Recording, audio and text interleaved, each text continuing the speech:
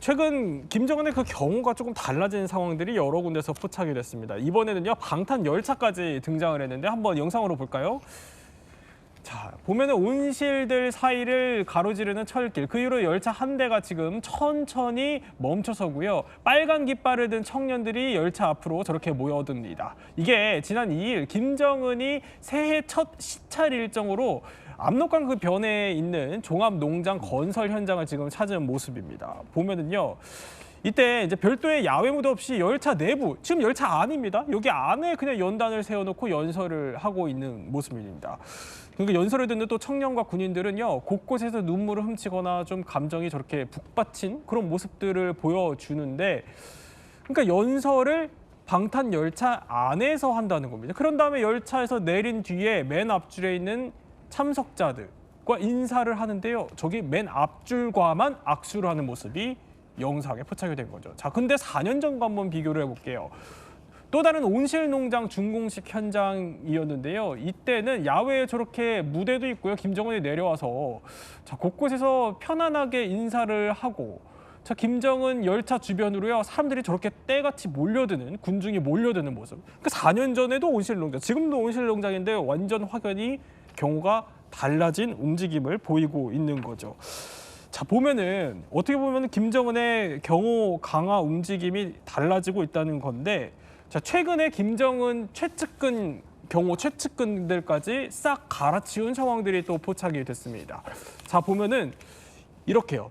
이렇게 김정은을 둘러싸고 있던 경호 인력들이 이번에 싹 다 물갈이가 됐다는 겁니다. 그렇습니다. 4개의 부처가 있는데 3개 조직이 모두 물갈이가 됐습니다. 4개 중에 3개가 북한이 이제 우리 같으면은 뭐 대통령 경호하면은 경호처 이렇게 하고 외곽을 뭐 경찰 정도가 맞는 건데, 북한은 노동당의 김정은의 경호를 담당하는 조직이 있고요. 호위처가. 그다음에 국무위원회 또 경위국이 있어요. 그다음에 호위사령부 경호실에 또 사령관이 따로 있고요. 그다음에 이제 호위국이 또 따로 있습니다.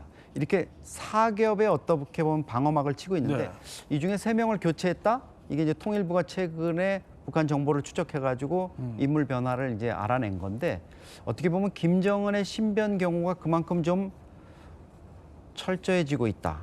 아마 이게 연초부터 마두로 베네수엘라 대통령이 체포 압송되고 또 이란에서 반정부 시위가 일어나고 이러는 것과 맞물려 가지고 김정은의 경우, 과거에는 경호 라인이 좀 무너지는 경우도 있었어요. 인민들하고 뭐 가까이 한다 이런 의미에서. 근데 이번에 보면 완전히 이제 차단벽을 치고 정말 긴장해야 하는 표정이 역력합니다. 그렇군요. 그만큼 경우가 민감하고 또 중요하고, 요즘 좀 불안불안하기 때문에 인력까지 다 바꾸고 저렇게 방탄열차 안에서 자, 무대를 놓고 경호하는 모습까지 보인 건데, 자, 오늘요, 김씨 일가를 지키는 경호 시스템에 대해서 본격적으로 얘기를 해보려고 하는데, 그래서 특별하게 두 분을 모셨습니다. 자, 먼저 강윤철 씨, 그리고 또 이철우 씨, 어서 오십시오. 네. 안녕하세요. 네. 특히 이제 강윤철 씨 같은 경우는 김정은 그 경호부대인 호위사령부 출신이라고요. 일단 김정은의 그 경호가 어떤 식으로 총 3가지 부대가 담당을 한다라는 얘기가 있네요. 어떤 식으로 이루어지는 거죠? 네, 지금 보면 974 부대라고 하죠. 974. 네, 974 부대. 그거 많이 들어봤어요. 네, 974 부대라고, 그 부대가 직접 근접 경호를 하고요. 호위국이라고 나오는데, 이 호위국은 그 당중앙위원회라든가, 군수상기념궁전, 그다음 직접 김정은이 저택이라든가, 아니면 그 화별장, 초대소를 지키고 있고요. 호위사령부는 그의 당 간부들이라든가, 아니면 가게 일가, 가게라든가, 아니면 또 다른 나라에서 오시는 분들, 뭐 그런 분들을 지키는 그런 초대소라든가, 더 크게 나가면 평양을 방어한다든가, 이렇게 평양을 지키는 그런 임무를 맡고 있습니다. 또 그러면 이제 그 호위사령부 출신이시다 이런 말씀이신 거네요. 자, 그러면 이제 김정은의 근접 경호 얘기부터 하나씩 차근차근 해보죠. 자, 이철우 씨, 이 근접 경호를 한다는 것 자체가, 그러니까 김정은 입장에서는 어쨌든 나를 지켜야 되는 일이니까 아무나 선발될 수 없을 것 같은데. 그렇죠. 이제 뭐 김정은처럼 독재 체제에서 독재 정권을 유지하고 있는 김정은에게 뭐 아무 사람이 가서 경호할 수는 없거든요. 그렇기 때문에 이제 북한에서는 974인 경우에는 14살부터 선발을 합니다. 14살? 예. 14살에 학교에서 6초, 중앙당 6초에서 지시를 내려서 선발을 하는데요. 그리고 이제 말씀하신 경호부대 같은 경우에는 일반 부대와 똑같습니다. 17살에 초모로 나가서 거기서 특히 북한은 이제 토대를 많이 보기 때문에 출신 성분이 좋은 자들로서 선발을 하는 것이다라고 보시면 될 것 같습니다. 출신 성분까지. 근데 보면은 선발 조건에 키, 몸무게 이런 것도 볼 것 같은데요. 지금 당연히 볼 예. 수밖에 없습니다. 북한 같은 경우에는 이제 키가 170, 164 이상부터 호위국이라든지 이런 데 갈 수 있고요. 그리고 이제 974 같은 경우에는 70 이상, 80 이상, 그리고 몸무게도 80kg 이상이 넘어야 됩니다. 80kg 이상. 왜냐하면 이제 974 같은 경우에는 특히나 김정은을 최측근에서 경호를 하고 있기 때문에 어떤 일단 유사시에 김정은을 업고 뛸 수 있을 정도의 체격을 가지고 있어야 되기 때문에 네. 체중도 보고 그들을 선발을 한다. 그러니까 이미 선발 과정 때부터 좀 몸이 어느 정도 다듬어져 있어야 된다 이런 얘기예요. 그렇죠. 예. 그들은 이제 훈련도 예. 또 특별히 받거든요. 그러면 우리 강민철 씨 호위사령부 출신이라고 했으니까 궁금해요. 어떻게 들어갔어요? 네, 저는 친척들이 조금 이렇게 토대가 좋았었고요. 우리 중소부가 네. 저기 풍산의 행병열사릉이라고 있어요. 그게 우리 집 가족 사진이 거기에 석장이 거기가 있고요. 그러다 보니까 제가 호위국에 들어가는데 기본적으로 그게 스펙이 되다 보니까 들어가게 되었고 또 제가 꿈이 호위사령부에 가는 게 꿈이었어요. 어렸을 김정은을 때? 어렸을 때 김정일을 직접 호위하는 그런 게 제가 최고의 꿈이었었죠. 그럼 호위부 선발이 언제 되신 거예요? 저는 2000년도에 그 예. 학교 졸업하면서 선발이 됐는데 그때 당시 가지 않고 그 학교를 졸업하면서 우리말로는 군사전문학교라고 있습니다. 그게 그 학교 명칭은 고등물리전문대학교였는데 그 안에 우리끼리 그냥 이야기하는 군사학교 했죠. 그거 2년제거든요. 2년제를 졸업했는데 그때 당시 김정은이 방침에 의해 가지고 군사학교 들어가면 군사복무 군 입대하는 날로 정해라 해서 군대에 입대하는 순간 우리가 군인 선서를 합니다. 그러다 보니까 군사복무 바로 우리 그 군사전문학교 들어가면 바로 군인 입대를 해가지고 2년 졸업하고 부대에 배치받았죠. 부대에 배치받아서 신병훈련은 우리는 그냥 한 달도 안 되게 받고 바로 부대 배치받는데 다른 대원들은 부대 배치받으면 대를가에서 취급하는데 우리는 간부부에서 조직부에서 취급합니다. 왜냐하면 우리가 나라에서 돈을 매겨서 2년 동안 공부를 시켰으니까 너희들도 나가서 그만큼 공을 들인 놈들이 사람들이라 그만큼 잘해야 된다. 뭐 이렇게 해가지고 저희들한테 그런 혜택을 주긴 하는데 지금은 조금 바뀌었죠 많이. 그렇게 뭐지 철저하게 관리를 한다 이런 얘기예요. 네. 자, 근데 이제 그러면 이제 우리가 본격적으로 좀 궁금해지는 거는 이 경호부대가 뽑는 사람 뭐 출신 성분까지 보일 정도로 남다르지만 훈련도 어마어마하게 시킬 것 같거든요. 자, 김정은의 최근접 친위 부대인 974 부대 출신의 한 대원이 겪은 이야기 한번 들어볼까요? 가장 힘들었던 게 봐서 이게 총 쏘는 사격 훈련이에요. 낙지 맞아가지고 지금 기관총이 이제 11kg짜리, 그다음에 자보총 3.5kg짜리 탄통 2개 이렇게 턱 메고 소리. 너는 이제 낙지 맞았기 때문에 뛰어야 돼. 11km 거리를 계속 갔다 왔다 뛰며 왔다 갔다 하면서 또 쏘고요. 아니 저거 다 합치면 한 27kg인데 그걸 메고 이제 11km를 달리고 사격까지 한다는 건데 아니 이 정도의 진짜 훈련을 해요? 네, 그렇게 합니다. 네, 훈련은 그렇게 하는데 이제 정작 들어가서 보면 뭐 우리 몸이 아닌 거죠. 거기 훈련에 들어가면 우리는 바로 장군님 몸이다 이렇게 생각하고 우리는 그렇게 가르쳐요? 그렇게 가르칩니다. 그렇게 세뇌를 받고 훈련하거든요. 그런데 뭐 특공무술이라든가 뭐 이렇게 철봉이라든가 기계체조라든가 이런 거는 일단 정해진 대로 하다 보니까 이렇게 비럭비럭 할 수 있는데 제가 제일 힘든 거는 밤에 군무를 서는 거죠. 야간에 군무 서는 건데 그 군무소가 딱딱 맞춰져야 되는데 낮에는 낮에대로 일을 하고 또 주간 밤에는 밤에대로 군무를 서다 보면 잠을 못 자겠네. 네, 잠을 못 자죠. 나가고 무기를 딱 쏘고 근데 만탄창하고 나갑니다. 뭐 30발, 탄창 30발, 특히 우리 또 무기에 또 30발 타고 나가는데 조금만 졸면 뒤에 와서 군인들이 막 치고 뭐 졸지 말라 하고 막 졸게 되면 무기 뺏어가지고 엄벌에 처하고 하다 보니까 제가 제일 힘들었던 게 아마 밤에 군무 서는 게 제일 힘들어요. 그 잠 참는 것도 뭐 일종의 훈련의 일종인가요? 아, 그렇죠. 제 초창기부터 그게 제일 힘든 겁니다. 그리고 이게 제가 딱 나가서 군무를 설 때 거기 정해진 데 있어요. 어디까지 보고 어디는 보지 말고 어디서 어느 사람까지는 경계하고 어느 사람부터는 경계하지 말라. 뭐 그러다 보니까 그게 제가 군무 서는 게 제일 힘들었던 게. 근데 훈련 중에 그래도 이건 정말 힘들었다. 진짜 기억에 남는 훈련이 또 있을 것 같거든요. 제일 힘들었던 기억은 아마 거기 천리 행군, 이천리 했던 행군 천리 행군? 네, 저희들도 예. 뭐 그 부대 안에도 김정은이 호위사령부 무력을 가지고 조국 통일할 수 있게 준비하라고 하다 보니까 호위사령부 안에서도 뭐 이렇게 경보병 대대라는 걸 만들어 놓고 네, 이런 네, 천리 행군, 이천리 행군 네, 그런 훈련을 많이 했습니다. 자, 이렇게 어떻게 보면 혹독한 훈련을 또 견디고 잠도 견뎌야지만 김씨 일가를 지킬 자격이 주어진다는 건데요. 그런데 여기서 또 끝이 아닙니다. 북한 경호원에게는요, 훈련보다 좀 더 엄격하게 지켜야 하는 세 가지 또 절대 원칙이 있다고 합니다. 그 첫 번째, 3대 비밀. 뭐가 나올까요? 경험한 것을 모든 것을 말하지 말라. 아니 그러니까 사실 여기 들어가면 한 10년 넘게 있어야 되는데 이거 경험한 걸 다 얘기하면 안 되는 그런 거죠? 그렇죠. 이제 최고 지도자의 동선이라든지 그리고 뭐 저택이라든지 이 모든 것은 극비에 들어가거든요. 그렇기 때문에 사회에 나와서도 그것을 누설하는 경우에는 그에 대한 연대적인 책임이 따릅니다. 네. 그래서 예를 들어서 저희가 있었던 황해도 지역에 김정일이 저택 근무를 서던 사람이 전역을 한 경우가 있어요. 근데 그 사람이 평상시에는 이야기를 안 하는데 네. 이제 아무래도 술을 마시면은 허튼 소리가 나오지 않습니까? 그래서 김정일이가 저택에서 일 끝나고 들어오면 스트레스를 사격으로 푼다고 합니다. 아 그래요? 예. 그래서 집에 지하 사격장에서 사격으로 푸는데 자기 같이 나갔던 일행들에게 사격을 시킨대요. 그래서 10점 만점을 맞으면 당시에 그때는 이제 공주님이라고 했는데 지금에 와서 보니까 그게 김여정인 것 같습니다. 예, 그 공주님과 사진을 찍는 영광을 지니게끔 이렇게 해준다고 합니다. 그런데 그 이야기를 하다 나니까 그 사람은 없어졌어요. 예. 그 얘기를 누설. 그 이야기를 누설함으로써 예. 없어진 거예요. 그러니까 그만큼 북한에서는 독재자의 네. 일거수일투족을 그 어디 가서도 얘기할 수가 없는 겁니다. 그 이야기는 바로 이제 김정은이와 직결되어 있는 목숨과도 직결되어 있지 않습니까? 그렇기 때문에 그런 이야기는 절대로 누설할 수가 없다는 것이죠. 그 김여정과 사진을 찍어도 그 사진 공개도 못 하겠네. 그러면 그 어디다가? 사진은 가지고 나오지 못합니다.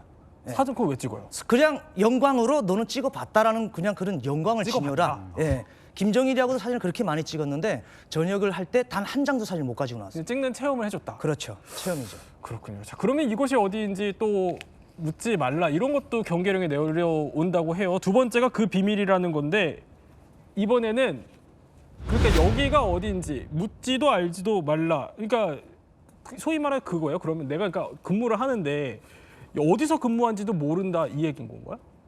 네, 맞습니다.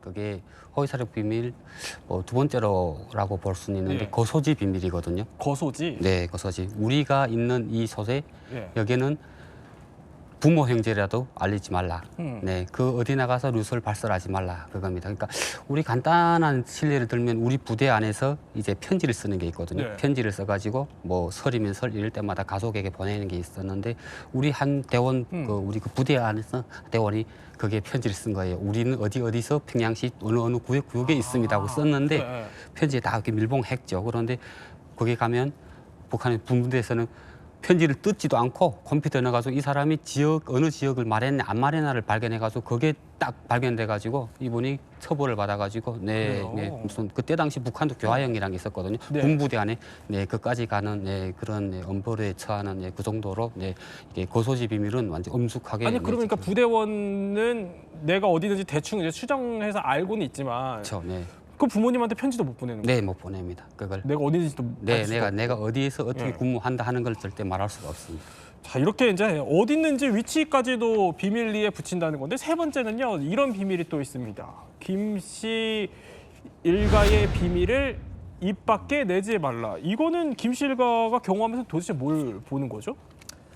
가계 비밀이라고 해야 되겠죠. 네. 예, 한마디로 말하면 974에서 최측근 경호하는 사람들은 아무래도 김정은 행동하는 모든 것을 볼 수가 있지 않습니까? 뭐 특히나 뭐 그 사람이라고 일만 하겠습니까? 뭐 유흥도 즐길 테고 하는 것들을 다 이 사람들이 경비를 서거든요. 네. 근데 거기서 본 것들을 나와서 일체 이야기하면 안 된다는 겁니다.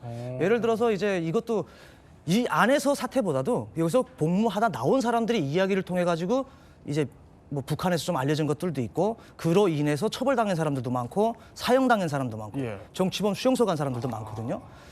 황해도에서도 역시 그런 974에서 있던 사람이 가서 이런 일가족의 가계도를 이야기를 해가지고 네. 또 북한에는 이제 뭐 2인 뭐 2명이 1명을 감시한다 할 정도로 감시 체제가 좀 빡세게 되어 있는데요. 그런 사람이 와서 이야기하는 걸 정보원을 통해서 공개가 된 겁니다. 그래서 이제 보위부에 끌려가서 조사를 받고 예. 또 그 역시도 온 가족이 정치범 수용소로 끌려가는 이런 사태가 벌어졌는데 그러니까 가게에서 일어났었고 그리고 또 네. 김정은이와 관련돼 있는 모든 것은 다 극비로 붙여져야 된다. 아. 네, 이렇게 되어 있습니다. 아니 이렇게까지 될 정도면 이제 가족이랑도 거의 연락을 끊고 살아야 되는 그런 상황이라는 거면 아니 좀 혜택은 잘 줍니까? 이철은 씨? 그럼 돌아오는 혜택이요. 혜택은 일단은 이제 974에 있었느냐 아니면 경호부대에 있었느냐에 좀 차이는 있지만 974인 경우에는 혜택이 좀 있습니다. 그래요? 예. 아무래도 자기 측근 사람들을 잘 보필을 해야지 자기를 보호를 할 거 아닙니까? 예. 그렇기 때문에 그대들에 대한 이제 혜택은 좀 있습니다.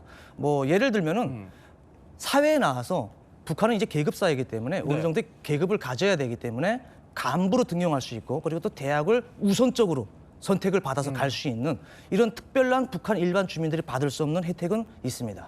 지금 보면은 뭐 최정예 경호부대에게는 복무 중에는 그래도 식량, 의료 이런 건 다 보장을 해주고 퇴역 제대 후에는 대학 등록, 졸업 전액을 보장해주고 이제 진로 선택권의 최고급 주택까지 장교 현장에서 줄 수 있다 이런 얘기인데 이 혜택 말고도 좀 특별한 혜택이 또 있다고 합니다. 일단 영상으로 확인해 볼까요?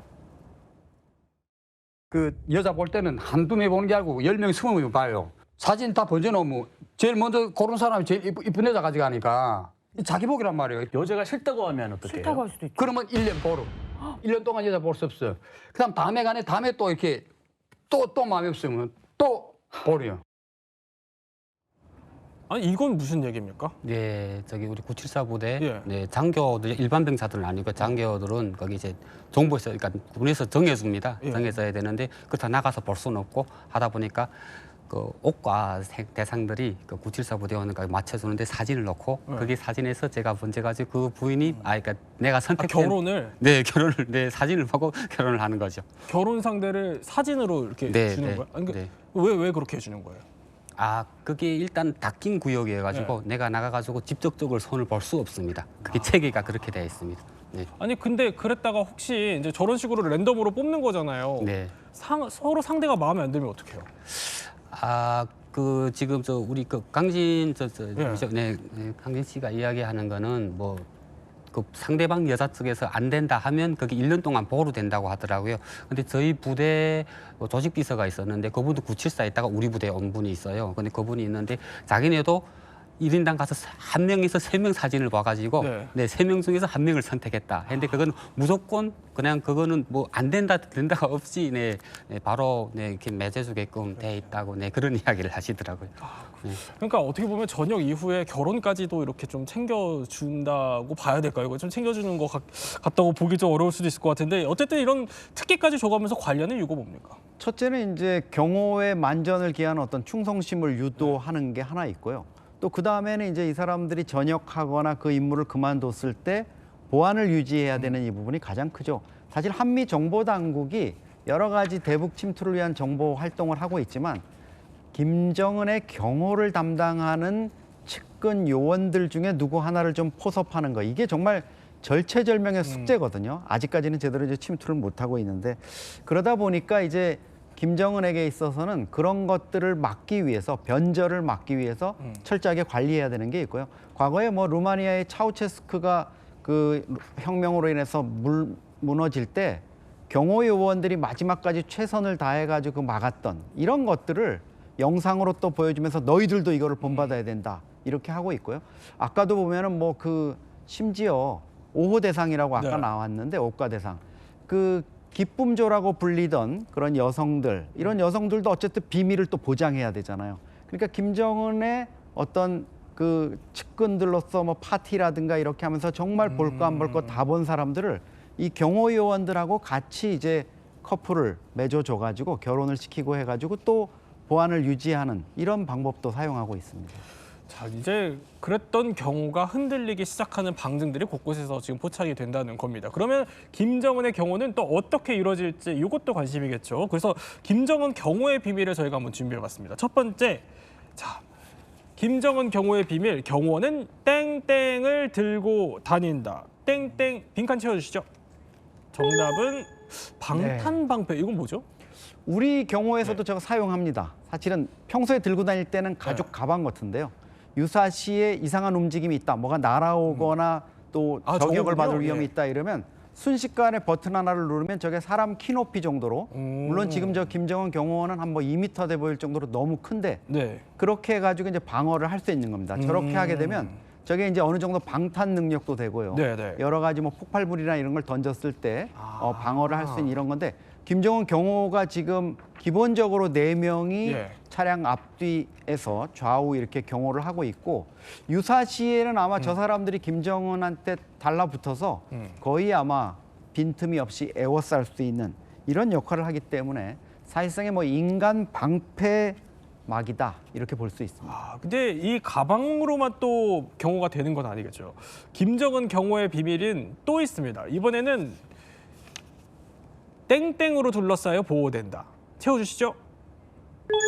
7겹이라는 얘기인데, 그러니까 사람이 7겹이라는 얘기예요? 사람은 7겹이라고 봐야죠. 오. 네, 사람을 7겹이라고 봐야 되고요. 뭐 이제 이동을 한다든가 예. 뭐 그럴 때면 바로 그 겹이 지금만 영상만 봐도 어마어마한데요. 예. 굉장히 많네요, 사람들이. 그렇죠. 네, 저게 인간 방패죠. 그냥 예. 지금 간단하게. 보면은 네. 가장 최측근에 이제 974 부대, 거기에 호위국, 호위사령부 4번, 5번, 6번, 7번까지. 지금 네. 3번에 계셨던 거네, 그러면? 네, 그렇죠. 저는 3번에 있었죠. 그랬군요. 자, 저렇게 7겹으로 겹겹이 쌓아서 한다는 건데, 자, 그러면 다음 한번 비밀도 살펴보도록 하죠. 김정은 경호의 비밀 3번째. 7겹뿐만이 아니라요. 도로 위에서 땡땡을 한다라는 건데, 이건 뭘 하는 거죠? 야바이를 한다. 네? 이게 뭐예요? 네, 이게 도박이지 않습니까? 네. 이것도. 네. 김정은이 역시도 자기 이제 생명에 도박을 거는 거예요. 혼자서 자기가 타고 다니는 차를 단독으로 끌고 다니면 목표가 될 수 있기 때문에 네. 그냥 차가 10대면 10대 A, B, C, D 쭉 나가서 가면서 차에서 교체를 합니다. 김정은이가 차끼리 이렇게? 그렇죠. 예. 앞으로 가고 뒤로 가면서 김정은이가 어디에 타고 있는지 모를 정도로 그렇게 하고 있고요. 그리고 두 번째로는 김정은이가 행사를 한다면 북한 도로 전체가 통제가 됩니다. 네, 북한에서는 1호 행사라고 하는데 네. 그 행사를 하면은 벌써 3일 전부터 호위국이라든지 그리고 또 국가보위성 5천국에서 나가서 도로를 전면 통제를 하기 때문에 예. 도로에서 거기서 뭐 혼자서 쇼를 하고 있는 거죠. 솔직히 말씀드리면 그렇게 야바이까지 할 필요는 없거든요. 그렇군요. 그런데 이제 국제사회적으로 이제 뭐 미국이라든지 이런 네. 견제되는 국가에서 김정은을 목표로 삼을까봐 야바이까지 하면서 현지 지도를 하는 것 같습니다. 자, 어쨌든 이제 아무리 이렇게 경호를 좀 두껍게 쌓고 한다고 한데 간부 물갈이를 한다고 한데 이 김정은의 경호 체제가 언제까지 유지될까요?